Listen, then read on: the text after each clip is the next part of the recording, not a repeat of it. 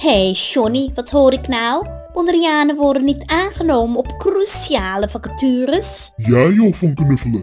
Het is toch wat? Sinds Bonaire zich heeft aangesloten bij Nederland, gaat het bergafwaarts met hen. Helaas zijn zij niet meegekomen in de snelle pas van ons Nederlanders. Alles moet snel en gisteren klaar. Bonaireanen willen chillen op het strand of in hun tuin, net als altijd. En Warempel is het altijd goed gegaan.